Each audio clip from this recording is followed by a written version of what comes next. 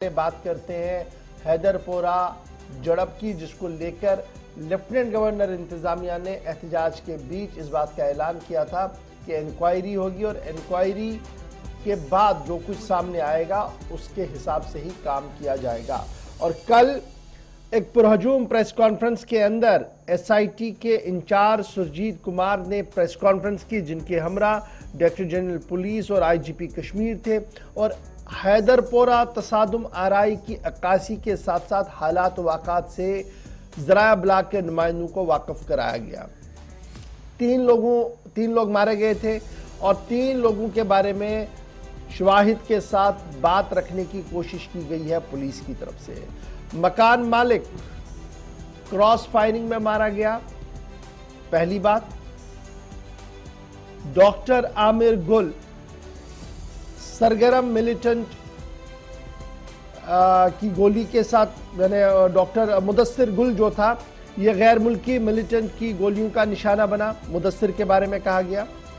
और आमिर जो था, जो बानिहाल का रहने वाला है, आमिर गुल, ये सरगर्म मिलिटेंट का अयानतकार था, करीबी राब्ते में था, साथी था, और ये 3 जो है वो इस एनकाउंटर में मारे गए थे। यानी 2 के बारे में सिविलियन डिक्लेयर किया गया, जिनकी 2 लाशें मिली भी वापस, तदफीन किया गया उनको। और तीसरे के बारे में, जिनको लेकर जो रामबन का बानिहाल इलाके के जो रहने वाले हैं, उनके बारे में कल पुलिस ने साफ कर दिया कि आमिर गुल जो था वो सरगर्म मिलिटेंटों का मददगार था और काफी करीब था जी। जब इस पूरे एसआईटी की प्रेस कॉन्फ्रेंस को आप खंगालेंगे तो क्लियरेंस दे दी गई है, एक चिट दे दिया गया है, क्लियर चिट दे दिया गया है जी सिक्योरिटी एजेंसीज को। ये ऑपरेशन जो है ये किया गया जी टेक्निकल ग्राउंड्स पर, इंफॉर्मेशन की बुनियाद पर, और इसमें किसी तरीके की कोई कोताही नहीं बरती गई। अभी तक एसआईटी की ये रिपोर्ट जो है, जो हम समझ पाए हैं, कमोबेश 26 आई विटनेसेस जो हैं उनके रिकॉर्ड्स, स्टेटमेंट्स को रिकॉर्ड करने की बात सामने रखी गई है। यानी 26 लोगों ने अपने बयान जो है वो कलमबंद करवाए हैं। और जब ये सारी बात सामने आई उसके बाद रिएक्शन भी सामने आया। सबसे पहले रिएक्शन दिया People's Alliance for Gupkar Declaration, उनकी तरफ से बाज़ाब्ता तौर पर पीएचडी की तरफ से बयान जारी किया गया और उन्होंने पुलिस के इस पूरे बयान को नज़रअंदाज किया और कहा कि जनाब ये स्टोरियां बनाई जाती हैं हकाइक को छुपाने के लिए, दरअसल हकाइक कुछ और है और ये स्टोरियां जो है वो बनाई गई हैं और पेश की गई है, परोसी गई हैं। ये पीएचडी की तरफ से कहा गया। उसके बाद सबकी नज़रें थी कि अहले खाना क्या कुछ कहेंगे, क्योंकि अहले खाना का रिएक्शन बड़ा इंपॉर्टेंट था इस पूरे मामले पर। तो फैमिली का रिएक्शन जब सामने आया तो उन्होंने भी एसआईटी के क्लेम को सरे से ही खारिज कर दिया, कहा कि हमें जी ये मंजूर ही नहीं है। और जिस तरीके से एविडेंसेस और तमाम चीज़ों को रखने की कोशिश की गई है, दरअसल ये असल हकाइक से चश्मकुशाई है, इसको दूर करने की कोशिश है और एक मनगढ़ंत कहानी पेश करने की कोशिश की गई है। और ये एसआईटी की टीम को लेकर जो फैमिली का स्टेटमेंट आया, उनका मानना है कि अल्ताफ बाबा जो ओनर था इस शॉपिंग कॉम्प्लेक्स का, और डॉक्टर मुदस्सिर गुल जो ट्रेन डेंटल सर्जन था, जो बाद में प्रॉपर्टी डीलिंग में भी काम कर रहा था, लगातार जी उन्हें एक इस एनकाउंटर के अंदर मारा गया, कोल्ड ब्लडेड मर्डर किया गया। और उसके बाद जिस तरीके से सीसीटीवी फुटेज देने की कोशिश की गई है और कुछ और चीज़ें सामने रखने की कोशिश की गई, वो इसलिए सही नहीं है क्योंकि जिस सीसीटीवी का जिक्र किया गया है वो तकरीबन 10 से 12 महीने से चल नहीं रहा था। अगर सीसीटीवी को लाना ही था तो आसपास की दुकानों में जो सीसीटीवी लगे थे उनको क्यों नहीं पेश किया गया, उनकी तरफ से ये बात सामने रखी गई है। रामबन से भी ये इतला है कि क्योंकि उनके वालिद ने सरीहन एसआईटी की इस रिपोर्ट को खारिज कर दिया है और उनका मानना है कि जनाब बिल्कुल भी वो इस रिपोर्ट को नहीं मानेंगे। इधर हैदरपोरा एनकाउंटर जो इंक्वायरी रिपोर्ट है हुकूमत को मौसूल हुई है, दाखिला वजारत की तरफ से ये बयान जो है वो जारी कर दिया गया है। बिल्कुल, जब प्रेस कॉन्फ्रेंस की जा रही थी, तफसीलात दी जा रही थी, तो महकमा दाखिला को भी चूंकि अब सरकार को रिपोर्ट दे दी गई है, अब इसमें कहा जा रहा है कि मजीद आगे जो फैक्ट्स आएंगे वो भी पब्लिक डोमेन में रखे जाएंगे। लेकिन प्रेस कॉन्फ्रेंस के दौरान चूंकि लाइव नशरियात को भी रोका गया और प्रेजेंटेशन के जरिए दिखाने की कोशिश पुलिस की तरफ से कल की गई, एक एक कहा गया कि पैरामीटर्स पर उनकी टीम ने उस जगह पर भी जहां पर ऑपरेशन को अंजाम दिया गया था वहां पर भी चीजें देखी गई। लेकिन दो चीजें बड़ी इंपॉर्टेंट पुलिस की तरफ से कही गई इशफाक की, एक वो एरिया जिसमें फायरिंग हुई, एक वो एरिया जिसमें फायरिंग नहीं हुई। जहां ये कहा गया कि फायरिंग हुई, वहां पर रिटेलिएट किया गया जब उन पर फायर ओपन किया गया और उसके जवाब उस क्रॉस फायरिंग में अल्ताफ भट्ट की मौत हो जाती है। दूसरा ये कहा गया कि पाकिस्तानी मिलिटेंट जो था वो मुसलसल सरगर्म था और डॉक्टर मुदस्सिर गुल का उसने कत्ल किया है और इंसानी ढाल के तौर पर अल्ताफ भट्ट को इस्तेमाल किया गया। ये पुलिस की तरफ से कल इस पूरे ये जो पूरी थ्योरी है इसमें नया वर्ड यूज किया गया है। तीसरी बात, मुदस्सिर गुल और अल्ताफ भट्ट के अलावा जो तीसरा नौजवान है जिसकी लाश को अब तक लवाहिकीन वापस लेने की मांग कर रहे हैं वो है आमिर मागरे गूल रामबन से। उसके मुतालिक साफ कहा गया कि वो सरगर्म मिलिटेंट था और कुछ उसके आसपास के दोस्तों से, करीबियों से ये जानने की कोशिश पुलिस के बकौल, जो एसआईटी बता रही है प्रेस कॉन्फ्रेंस में, कि पता चला कि वो शुमाली कश्मीर के बांडीपुरा के अंदर भी मकान अच्छा और किसी महफूज जगह पर लेना चाह रहा था, ढूंढ रहा था, इस तलाश में था और आई विटनेस ने ये तमाम चीजें उनके सामने दर्ज कराई हैं। इससे पहले हम प्रेस कॉन्फ्रेंस की तरफ चले। पुलिस की तरफ से जब लाइव नशरियात रोकी गई तो इशफाक इस पर भी सवाल पूछा जा रहा है कि क्या पुलिस ने कुछ हकायक को यहां पर छुपाने की कोशिश की या टेक्निकल या सिक्योरिटी बुनियादों पर पुलिस की तरफ से हो सकता है कि इस तरह का इकदाम रहा हो कल? क्या टेक्निकल चीज़ें हो सकती हैं कि पुलिस ने कहा होगा जनाब आप पहले बात सुन लीजिएगा, क्योंकि कई बार कहा कुछ जाता है और दिखता कुछ है और उसमें कन्फ्यूजन्स होती हैं। एक वो हमने कहीं ने एक पॉइंट को लेना पड़ेगा कि पुलिस ने, क्योंकि कल टेक्निकल चीज़ें सामने रखने की बातें कही गई थी, तो ये समझना आम लोगों के लिए शायद मुनासिब नहीं, सही नहीं होता कि क्या कुछ चल रहा है और वो कुछ और इसमें समझ बैठे। तो ये हो सकता है कि पुलिस ने इस तरीके का एक व्यू पॉइंट लिया हो। लेकिन बड़ा सवाल ये है जी, इस पूरे मामले को लेकर जो रिएक्शन सामने आई है, दो फरीक बड़े इंपॉर्टेंट है। एक पॉलिटिकल फिगर, उन्होंने आउटराइटली इसको रिजेक्ट किया। दूसरे लवाहिकीन, तीनों लवाहिकीन इस एसआईटी की रिपोर्ट से मुतमईन नज़र नहीं आ रहे हैं और सरकार ने अपने तरीके से जो वादा किया था उन्होंने वो इंक्वायरी मुकम्मल की है। अब आगे का क्या कुछ होगा वो थोड़ा सा इंतज़ार और करना होगा। लेकिन कल इस प्रेस कॉन्फ्रेंस के दौरान किस तरीके से बातों को सामने रखा गया, ज़रा नाज़रीन को एक बार दिखाते हैं कि ये बड़ी प्रेस कॉन्फ्रेंस जिसको लेकर सबकी नज़रें थी कि आखिर क्या कुछ इस प्रेस कॉन्फ्रेंस से बाहर आएगा, किस तरीके से एक एक करके हकायक को सामने रखने की कोशिश की गई। साइट इंस्पेक्शन के बाद उस पूरी बिल्डिंग का लेआउट प्लान बनाया गया। लेआउट प्लान दिखाएं। अगर आप ऐसे देखना चाहें, ये बिल्डिंग की गेट, आप जो मेन बिल्डिंग देख रहे हैं, ग्रीन उसकी एंट्री गेट है और वो रेड से ह्यूमन बॉडी दिखाया जा रहा है।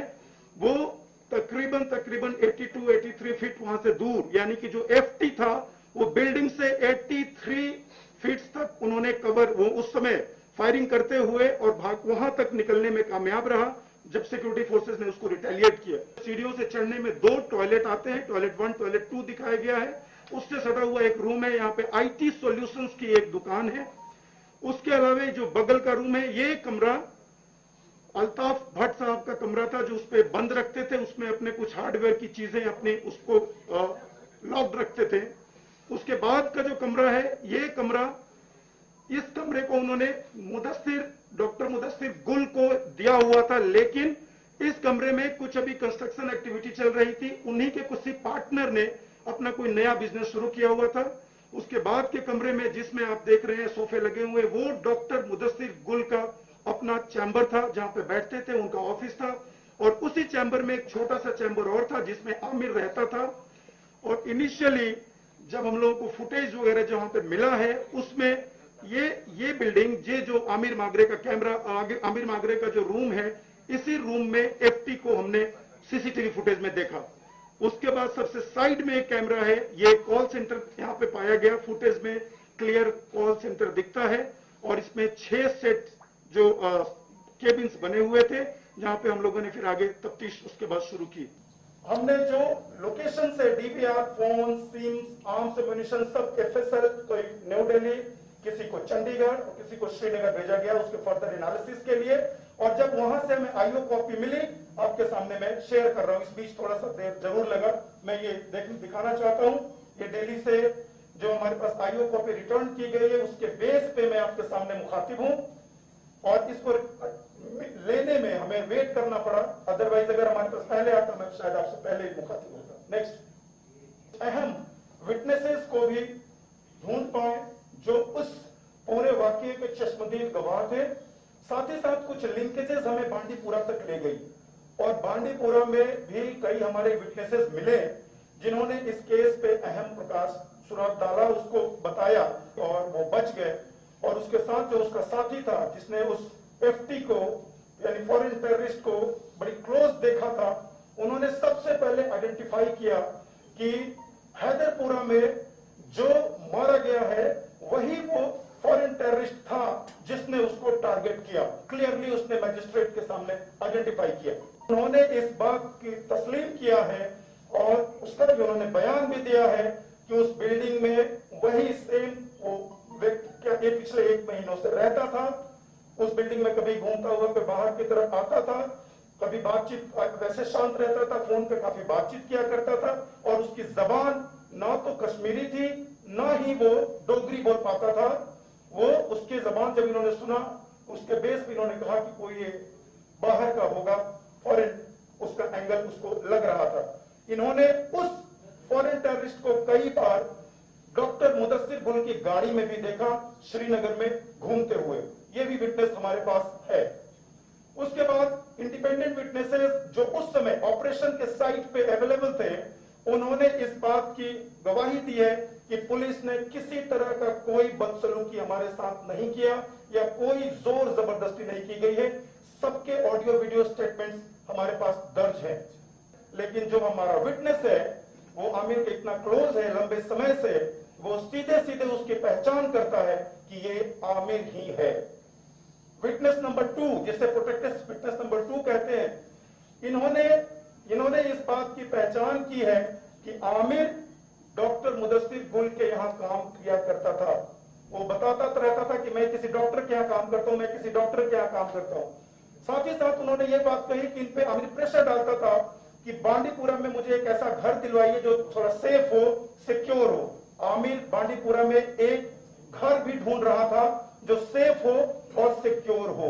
नंबर 3, इन्होंने फॉरेन टेररिस्ट बिलाल भाई उर्फ सकलैन उर्फ छोटू उर्फ माज को आबिद और आजाद के साथ उसी घर में देखा था जिस घर में सितंबर 2021 में आबिद और आजाद मारे गए थे।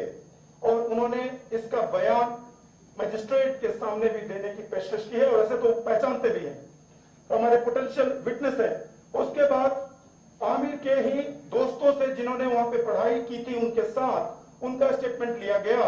उन्होंने कहा कि आमिर का व्यवहार जो अपने इंस्टीट्यूट में इनडिसिप्लिन बॉय की तरह हमेशा रहा, वो कभी भी समय पर छुट्टी से घर नहीं लौटा। चलिए जी, चंद बातें इस प्रेस कॉन्फ्रेंस की, जो तवील प्रेस कॉन्फ्रेंस थी, उसकी चंद बातें आपके सामने हमने रखने की कोशिश की, क्योंकि जो प्रेस कॉन्फ्रेंस का मेन मोटिव था वो डीआईजी सुरजीत कुमार सिंह बता रहे थे कि किस तरीके से उन्होंने इंक्वायरी की, शवाहिद जो उनके सामने आए और क्या कुछ आया। और उसके बाद हमने आपको घर वालों का भी बात रख दी और People's Alliance for Gupkar Declaration भी किस तरीके से उसको मुस्तरद कर चुका है इस पूरे मामले को। फिलहाल एसआईटी ने क्लीन चिट सिक्योरिटी एजेंसीज को दे दी है और उसके बाद 2 जो मारे गए, एक मिलिटेंट की गोली से मारा, दूसरे के बारे में कहा गया कि उसे मिलिटेंट ने जी शील्ड के तौर पर इस्तेमाल किया, और तीसरा आदमी जो मारा गया उसके बारे में ये कहा गया कि वो करीबी राब्ते और इसमें था। लेकिन इसमें मैं गुज़श्ता दिनों कुछ आर्टिकल्स भी देख रहा था, जब ये एनकाउंटर हुआ था तो उसके बाद कहा गया था जिसके बारे में तीसरी लाश जो कहा गया था कि वो बाहर से पढ़ के आए थे जी, दारुल उलूम कहीं से देवबंद से पढ़ के आए थे, उसके बारे में कहा गया था जनाब वो तो बहुत देर तक एक अस्पताल के अंदर रहा जब ये एनकाउंटर शुरू हुआ, फिर उसको वापस ले गए, फिर वापस लाया, फिर ले गए। तो अगर वो मिलिटेंट था तो वो थोड़ी वहाँ इतनी देर रुकता, ये भी एक बड़ा